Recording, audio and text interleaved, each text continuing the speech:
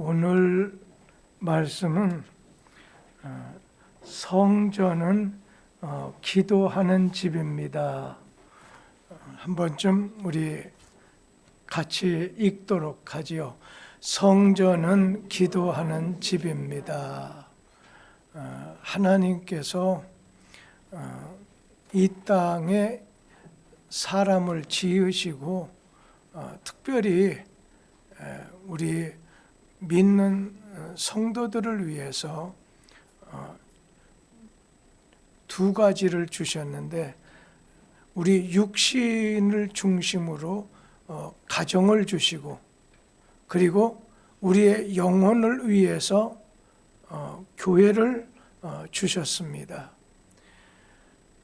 부모들의, 사람들의 피를 통해서는 가정이 만들어지고, 예수의 피를 통해서, 보혈의 피를 통해서 우리에게 주신 것이 교회입니다. 그래서 특별히 교회는 예수의 피값 위에 세워진 집입니다. 그래서 우리는 교회를 사랑해야 됩니다. 내가 주님 사랑합니다 고백하듯이 우리는 주님이 피값으로 세우신 교회, 내가 오늘 주신 말씀들은 오늘 내가 내 교회를 세우리니, 교회 주인은 하나님이십니다. 또 우리 자신도 주인이 하나님이십니다. 특별히 이 교회를 가르쳐서 성전은 그러니까 성전이라는 게 한자로 표시하면 더 자세할 것 같아요. 거룩할 성자에다가 전이 집전자입니다. 거룩하신 하나님의 집이라는 뜻이 성전입니다. 성전은 특별히 우리에게 주신 것인데, 이 성전은 하나님께서 아버지의 집이면서 동시에 우리에게 기도하는 집으로 주셨다는 겁니다. 우리 마태복음 21장 12절 13절 다 같이 한번 읽어보도록 하겠습니다. 마태복음 21장 12절 13절. 예수께서 성전에 들어가사 성전 안에서 매매하는 모든 사람들을 내쫓으시며 돈 바꾸는 사람들의 상과 비둘기 파는 사람들의 의자를 두루 엎으시고 그들에게 이르시되, 기록된 바 내 집은 기도하는 집이라 일컬음을 받으리라 하였거늘 너희는 강도의 소굴을 만드는도다. 오늘 교회는 여기 보면 장사하는 집, 강도의 소굴. 여러분, 무슨 말씀이에요? 다른 말로 말하면 이 교회는 어떠한 면으로 보면 여기 장사, 어떤 사람을 위해서, 이 교회에서는 장사하듯이 사람을 상대하는 것을, 그건 필요해요. 왜냐하면 성도의 교제가 있으니까. 그렇지만 제일 중요한 것은 이 성전은 다른 데가 아니라 하나님하고 상대하는 집입니다. 그러니까 이 교회는 사람을 상대해서 장사하거나 사람이 가지고 있는 걸 그냥 강도의 소굴처럼 쌓아놓는 데가 아니에요.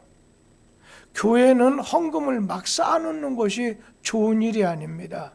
교회는 헌금이 있다고 하면 그냥 그 해가 넘어가기 전에 다 털어서 다 끝내놔야 돼. 그것이 이 교회의 이 재정관이 돼야 돼요. 그냥 무조건 쌓아놓는 건 좋은 거 아니에요. 선교를 위해서, 구제를 위해서든. 그러나 특별한 목적, 교회 성전 건축을 위해서는 예비하기 위해서 준비하는 것이지, 교회는 오늘 소굴처럼 쌓아놓는 것이 아니에요. 그래서 교회는 사람을 상대하려고 생각하면 그 나중에 시험 당해요. 언제나 교회는 하나님을 상대해야 돼. 그래서 그분에게 은혜도 받아야 돼. 또 그분에게 기도도 해야 돼. 그분의 말씀을 받아야 돼. 하나님을 상대하는 집이 돼야 돼요. 그런데 교회가 부패하면 어떻게 되냐면 사람을 상대해요. 눈에 보이는 이런 것만 늘 염두에 둬요. 사람이 가지고 있는 거에 따라서 판단하게 돼요. 사람 숫자라든지 건물이든지. 그러나 참된 교회는 이거는 하나님하고 상대해야 된다. 근데 하나님 상대하는 게 여러분 기도하는 거, 그게 은혜 받지 않으면요 막 기도가 잘 안 돼요. 입이 답답할 정도로 안 될 수 있어요. 교회는, 성전은 하나님의 집이면서 여기 내 집은 동시에 기도하는 집이라는 거예요. 하나님을 상대하는 집이, 여기가 사람들만 모여서 밥을 먹고, 나는 우리 카페를 사실 5층에 만들면 굉장히 조심스러워요. 그냥 사람만 그냥 모여서 책도 보고 그냥 모여서 대화하고 하는 이런 사람을 상대하는 집을 만들면 안 되는데, 이것도 염두에 둬야 돼. 교회는 기도하는 집이다. 아주 이것이 우리 마음속에 백해야 돼요. 그래서 기도는 하나님이 지정해 주신, 하나님이 정해 주신 장소에 나와서 오늘 기도하는 것이 원칙이고, 그리고 그것이 아주 효과적이라는 거예요. 여러분, 하나님은 우리에게 기도하는 장소를 우리에게 주셨습니다. 그래서 우리는 성전에 나와서 우리는 기도하고 예배를 드리고 찬송하는 거예요. 기도하는 집이 하나님께 예배 경배하고 하나님을 찬송하고 하나님 말씀을 받고 은혜를 받는 곳이라는 거예요. 예를 든다면 우리는 학교가 있어요. 이건 공부하는 집이에요. 그리고 오늘 회사는, 이 공장은 일하는 집이에요. 교회는 어느 집? 기도하는 집이어야 돼요. 하나님께서 기도하는 장소를 우리에게 정해 주셨다는 거예요. 구약을 보세요. 예수님 당시에도 하나님께서는 선택한 이스라엘 백성들에게 예루살렘이라고 하는 성전, 예루살렘이라고 하는 장소를 정해 주시고 내가 정한 곳에 올라오라는 거예요. 거기서 너희는 정한 곳에 나와서 기도하라는 거예요. 정한 곳에 나와서 제사를 드리라는 겁니다. 우리 성경 말씀 신명기 31장 11절 말씀을 한번 찾아 읽도록 하지요. 온 이스라엘이 네 하나님 여호와 앞 그가 택하신 곳에 모일 때에 이 율법을 낭독하여 온 이스라엘에게 듣게 할지니, 하나님이 택하신 곳이 있어요. 하나님께 예배하고 하나님 말씀을 받고 하나님께 기도하고 하나님께 은혜 받고 하나님의 일을 위해서 하나님께서는 성전을 기도하는 집으로, 하나님의 집으로 우리에게 주셨다는 거예요. 이제 얼마 한 2달 좀 지나면 저짝 새로운 성전, 새로운 이렇게 건축한 교회로 들어가게 될 것입니다. 그럴 때 우리 성도들 마음속에 예수님께서 비둘기 팔기도 하고 짐승을 팔기도 하고 돈을 환전도 해줘서 주님이 채찍을 가지고 내리치면서 다 나가라는 거예요. 쫓아내면서 내 아버지의 집은 기도하는 집인데 왜 사람의 소굴로, 장사하는 소굴로 그냥 만들어 놓냐는 거예요. 항상 여전도 연합회장이나 남전도 연합회장이나 또 각 구역장, 언제나 교회는 기도하는 집이 될 때는 흐트러짐이 없어요. 그러나 교회 안에서 뭐 어느 게 보면 건축할 때 뭐 기름도 팔고 김도 팔고 그냥 세제도 팔고 이래요. 근데 그리고 헌옷까지도 가지고 서로 나누고 팔고 하는데, 우리가 굉장히 조심할 것은 교회는 하나님의 집이고 기도하는 영적인 사업을 하는 것이다. 그러나 육신을 가진 우리가 어떤 육적인 것을 나누고 오늘 육적인 교제를 가져야 된다고 하는 것을 꼭 기억해야 되지만, 근본에 있어서 아주 근본적인 것은 우리 자신이 꼭 기억할 필요가 있는 거지요. 구약에 보면 그런 말씀이 나잖아요.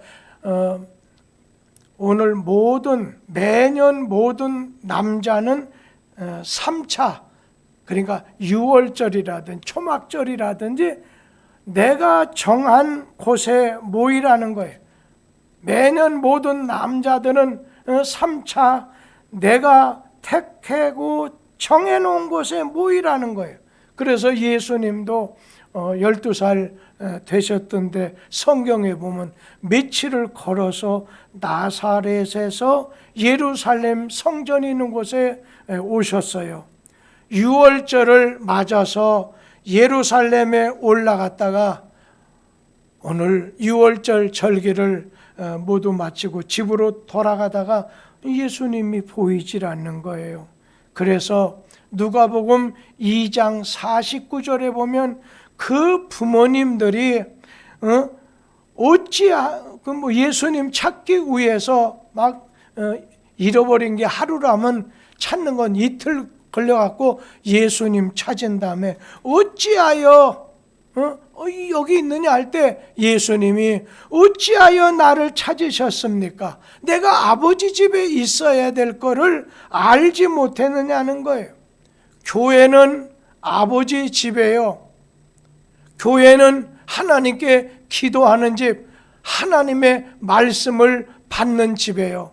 그래서 교회는 보트를 가지면요, 오른쪽 왼쪽 노가 있잖아요. 그것처럼 만약에 노 하나만 있으면요, 그 자리에서 빙글빙글 나가지 못해요.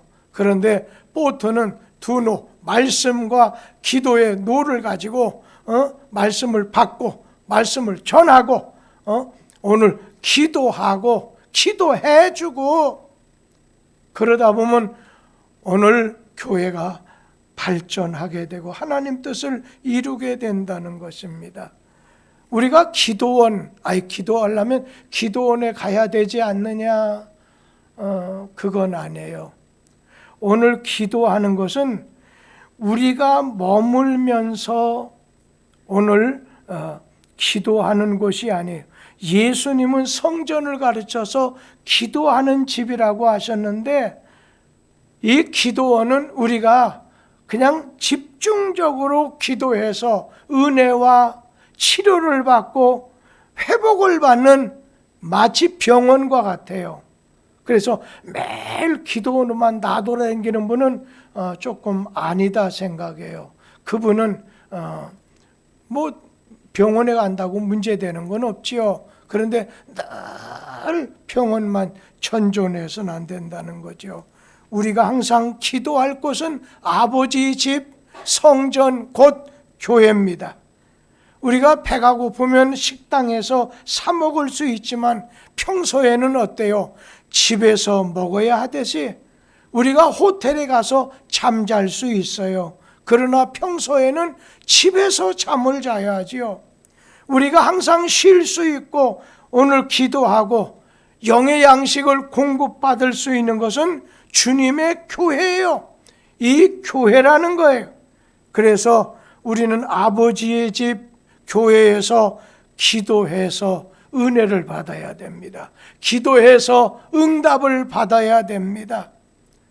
그리고 우리는 아버지의 집을 떠난 사람을 가르쳐서 오늘 주님의 교회를 떠난 사람을 가르쳐서 미련한 사람이라고 해요. 여러분, 아버지의 집을 떠나게 되면 재난이, 오늘 인생의 재난이 그에게 찾아오게 됩니다. 다시 말하면 교회를 떠나게 되면 오늘 영적인 강도, 우리 삶 속에 강도를 만나게 된다는 거예요. 우리 누가복음 10장 30절 말씀에 보면 같이 읽어볼까요? 예수께서 대답하여 이르시되 어떤 사람이 예루살렘에서 여리고로 내려가다가 강도를 만나매 강도들이 그 옷을 벗기고 때려 거의 죽은 것을 버리고 갔더라. 오늘 이 말씀 비유 가운데 예루살렘과 거기 보면 여리고가 있어요. 하나님의 집, 말씀이 나오는 곳, 기도하는 집 예루살렘이 있어요. 하나님께 제사하는 거예요. 그런데 오늘 거기에 반해서 여리고는 세상으로 내려가는 거예요. 세상을 말하는 거예요. 오늘 예루살렘에서 여리고로 내려가다가 강도를 만나서요. 무슨 말씀이겠어요? 여리고로 내려가면 강도를 만난다고 하는 말의 의미 가운데는 교회를 떠나게, 주님을 떠나게 되면, 주님의 집을 떠나게 되면 강도를 만난다는 거예요. 예를 들면 무슨 강도? 물질의 강도, 건강의 강도, 행복의 강도를 만나게 된다는 겁니다. 아버지를 멀리하고 아버지 집인 교회를 멀리하는 사람은 미련해서 나중에 불행한 일을 만나게 된다는 겁니다. 지금 우리는 새로운 세상을 만났습니다. 여러분이 어려서부터 교회를 출석했다고 해도 이렇게 교회 안 나오고 집에서 예배 드리는 때 또 그걸 인정해 줘야만 되는 이런 상황을 맞이하게 된 적이 있습니까? 그걸 가르쳐서 그런 말이에요. 컨택트의 시대다. 또 언컨택트의 시대다. 그렇게 말을 해요. 컨택트의 시대는 이게 대면의 시대예요. 오늘 현장에서 이렇게 예배당에 나와서 드리는 예배예요. 만나는 어떤 공간, 만남의 이런 교회라는 공간이 필요하겠죠. 근데 언컨택트 시대라고 하는 건 만남이 없어요. 비대면의 시대예요. 서로 관계 속에서 어떻게 보면 그냥 성도 아니에요. 그냥 하나님 말씀, 하나님 만남. 그러니까 우리 교회는요, 해야 될 게 예배가 있어요. 하나님 말씀 배우고 전하는 교육이 있어요. 그리고 하나님 말씀을 전파하는 전도, 선교가 있어요. 그러고 난 다음에 우리는 봉사하는 게 해야 될, 교회가 해야 될 역할이에요. 기능이에요. 그러면서 성도의 교제가 있어야 돼요. 지금 우리가 교회 해야 될 것 가운데 성도의 교제가 없어지는 거예요. 조금 전에 2부 예배 드리고 3부까지 계시던 박춘욱 권사님이 목사님 오늘은 들어가야 되겠어요. 지난번에 한번 2시 예배까지 드리다가 식사하지 않고 집에 4시 반까지 이렇게 들어가다 보니까 이분이 당뇨가 좀 심하거든요. 죽을 뻔했다는 거예요. 그래서 가다 빵이라도 하나 사잡수시지. 그 말하면서 오늘 제가 그랬어요. 다음에 이렇게 오후 예배 드리는 분들에게는 빵 한 개씩이라도 오늘 드리든지 무언가 술을 써야 되겠다. 아니면 찰떡을 해서라든지 뭘 이렇게 하나라도 드시게 해야지. 이건 아닌 것 같다. 왜냐하면 공적으로는 나라에서는 식당은 뭐 10명 뭐 6명 이렇게 하면서도 교회는 절대적으로 교회에서는 식사를 못하게 아주 어려운 일을 교회에서 당하게 돼요. 그렇지만 이건 아닌 것 같다. 개별적으로 잡수게 하더라도 이건 아닌 것 같다 하는 그런 생각을 제가 갖게 이렇게 돼요. 새 성전에 들어가면 장소가 많으니까 그냥 이렇게 나눠서 하면 되는데 여기 있는 동안은 괜히 붓으로 만들까 봐, 괜히 어떤 일 생겨가지고 교회가 어려운 일 당할까 봐 굉장히 조심하는 건 사실이에요. 지금 이번 주에요, 저한테 5명이 전화 왔어요. 뭐냐면 목사님 나 확진됐어요. 그럼 2주간 공식적으로 못 나오더라고요. 한 주간 안 나오는 거 이해하는데 그 다음 주간도 혹시나 잠복기에 무슨 문제가 있을까 봐 그런지 2주간 이상을 안 나오셔요. 제가 그걸 이해해야지 어떻게 하겠습니까? 그래서 제가 신방을 가더라도 예를 든다면 어느 가정에 신방 가면요 마스크 쓰고 해요. 다. 왜냐하면 연약한 분을 대부분 찾아가니까 우리 때문에 또 어려운 일 당할 수 있고 또 그분 때문에 우리가 또 어떤 일 당할 수 있으니까.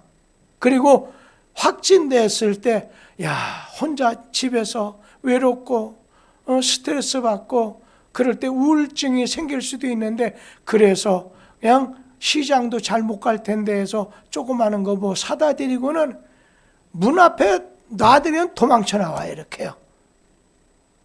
여러분 지금 시대가 이렇게 되지 않았습니까?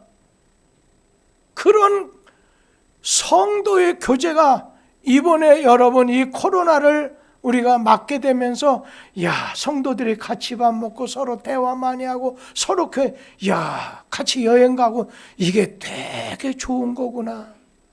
제가 대만도 제가 여행 간 중에 여러 곳에 가봤지만 대만의 해협과 그 다음에 또 하나 그 산 꼭대기에 있는 키 1m도 안 되는 그 순수한 사람들 가운데 가서 이렇게 하면서 막 대만의 어떻게 손문이든지 장계석 그 총톡이든지 그런 데 가면 너무나 좋아 보여서요. 한 번 더 가게 한번 해드리면 좋겠고 또 이스라엘도 한번 가게 해드리면 좋겠다. 그렇지만 지금 현재는 다 막혔어요. 지금 현재는 너무 막혀서 갈 수가 없잖아요. 우리 성도님들에게 지금 제가 중국에도 거기 있는 우리 교회 지교회 같은 교회가 목사님 좀 한번 오시오. 아니 가게 되면 15일 동안은 거기 완전히 막히잖아요. 또 한국에 오면 또 열흘 며칠 날 막히잖아요. 그래서 지금까지 나가지 않았던 거지요. 이 얘기가 좀 다른 곳으로 나왔지만 교회를 떠나면 어떻게 해요? 예루살렘을 떠나서 세상 여리고도 내가다가 강도를 만나는 거잖아요. 교회를 떠나면 불행해지게 된다는 겁니다. 룻기서 1장 1절 말씀을 우리 한번 같이 읽죠. 사다들이 치리하던 때에 그 땅에 흉년이 드니라. 베들레헴의 한 사람이 그의 아내와 2 아들을 데리고 모압 지방으로 가서 거류하였는데 우리 나오미 잘 알잖아요. 이 나오미가 가족을 예루살렘에 잠깐 흉년이 들었다고 모압이라는 이 모압을 세상을 뜻하는데요. 거기 갔다가 흉년 때문에 내려갔다가 남편도 2 아들도 죽고 오늘 빈 털이가 돼서 안 되겠다. 예루살렘으로 베들레헴이라는 뜻은 떡집이라는 거예요. 주님의 집이라는 거예요. 말씀의 집이라는 거예요. 오늘 그곳으로 다시 오게 됐어요. 베들레헴에 살던 사람이 내가 좀 잘 살기 위해 모압으로 갔어요. 베들레헴 신앙이 있는 곳, 내 영혼이 잘 되는 곳에 살아야 되는데 시험이 와도 빨리 지나가요. 여러분 성도는 교회를 떠나서는 안 돼요. 어려운 일을 당하게 돼요. 하나님의 성전을 떠날 때 큰 환난을 당해요. 예루살렘으로 가까이 해야 돼요. 신앙적, 물질적 손해를 마지막에 보지 않아요. 여러분, 교회를 떠나면 그 인생 가난해지게 됩니다. 우리가 누가복음 15장 13절에서 14절 말씀에 보면 오늘 둘째 아들이죠. 탕자죠. 며칠이 안 돼요. 아버지가 물려준 돈을 가지고 다 모아가지고 먼 나라에 가서 허랑방탕하여 재산을 허비하더니 그 다음에 흉년이 들어서 궁핍하게 된지라. 여러분, 아버지 집을 떠나게 되면 탕자처럼 처음에는 잘 되는 것 같아요. 결국에는 가난하게 된다는 거예요. 흉년을 만나게 되고 돼지 쥐염 열매를 먹을 정도로 비참하게 된다는 거예요. 교회를 멀리하는 자는 미련한 사람이에요. 많은 사람이 돈 벌기 위해서, 공부하기 위해서, 일하기 위해서 때에 따라서는 어느 정도 수준이 있는 사람일수록 그럽니다. 그러나 여러분, 주의 주님을 가까이 하는 건 내게 복이지, 주님을 멀리 하는 건 이거 좋은 것 아닌데, 많은 사람, 당분간 예수님 잠깐만 수도하시오. 내가 이 일 다 보고 돌아올 테니까 계시죠. 여러분, 참 나이가 이제 제가 어느 정도 들다 보니까, 아니 우리 지방에 있는 목사들이 나보다 좀 몇 살 더, 어떤 사람 나보다 3살 정도 적은 사람인데도 그냥 이 코로나 때문에 그런지 아니면 그냥 아주 돌아가실 정도는 아닌데 있다가 다 세상 떠나버리고 말았어요. 자, 이랬을 때 내가 교회를 가까이 하다가, 주님 가까이 하다가 그냥 주님 계신 곳으로 가버려야지, 늘 주님 멀리, 말씀 멀리, 교회 멀리 하다가 어느 날 갑자기 오늘 떠나서 주님 앞에 서면 얼마나 부끄럽겠는가. 오늘 의사가 환자의 병을 진찰하듯이 주의 종된 목사는 교인들의 영적인 상태를 진찰하게 되지요. 어느 사람 교회에 뿌리를 내지 못하고 그냥 교만하게 신앙생활하는 사람이 있어요. 언젠가는 교회를 떠나게 돼요. 그래서 오늘 예배 드릴 때는 신앙으로 나가야 돼요. 오늘 자기 자존심으로 나가서는 안 됩니다. 특별히 제가 예전에 어느 교회를 갔어요. 그 교회 약해요. 그런데 그 교회 집사님 한 분이 재무도 그 교회에서 맡아주고 또 돈도, 얼굴도 괜찮게 생겼고 또 배움도 있는 것 같더라고요. 갔더니 하는 말이 우리 교회는 뭐 어떠고, 그래서 루시 나오미처럼 남편 자식 다 죽어서 뭐 끈떨어진 같은 사람인데 그분을 잘 받들었잖아요. 오늘 우리는 때에 따라서 체험을 통해서 물 갖다 부어라, 물 갖다 주어라. 그럴 때 하인들이 물이 변해서 포도주가 된 것처럼 그냥 좋은 말, 설교 잘하고 아주 유력한 목사 아니더라도 어떤 면으로 전도사님, 그것도 여자 전도사님이라도 그 말씀에 하인들이 순종함으로 큰 기적과 큰 은혜를 받지 않았느냐. 그렇게 하면 안 되겠습니까? 제가 우리 교회 안에요, 다른 교회 갔었을 때 개척하는 그런 교회에 어느 한 여자 집사, 재무한다는 집사를 붙잡고 이 얘기했던 것이 있어요. 그 다음은 어떤지 전 안 갔으니까 모르지요. 여러분 중에 이렇게 볼 때 전도사가 시원찮고 말하는 것 같고 생긴 것도 배움도 가진 것도, 여러분 무지하지 마세요. 주님 때문에 거기를 한번 보세요. 참 저는 우리 교회 장로님들 감사해요. 어떤 면으로 제가 주님을 위해서 일한다고 할 때는 건드리지 않는 게 좋아요. 더 잘할 수 있도록 잘 받들어줘야 돼. 근데 진짜 잘해 주셨어요. 전 감사해요. 이제 불과 얼마 남지 않았지만 정말 감사해요. 그러면요, 언제나 위에서 기도하게 되지 않습니까? 언제나 은혜 달라고. 근데 조금 삐딱하게 나가면 뭐라고 하냐, 하나님 회개할 수 있게 하시고, 이런 기도보다는 막 복사할 곳이 없도록 자손들에게 은혜를 달라고 하는 게 제가 보기에는 그게 더 중요하다고 생각해요. 교회는 기도하는 집이에요. 특별히 너희가 병들은 교회 장로를 청해다 기도하게 해라. 오늘 여러분, 교회는 기도하는 집이에요. 하나님의 집이에요. 영적인 신령한 곳이에요. 하나님을 상대하는 집이에요. 이 교회를 통해서 하나님의 큰 은혜가 여러분 가운데 넘치게 되기를 간절히 기원합니다. 기도하겠습니다. 주신 말씀 감사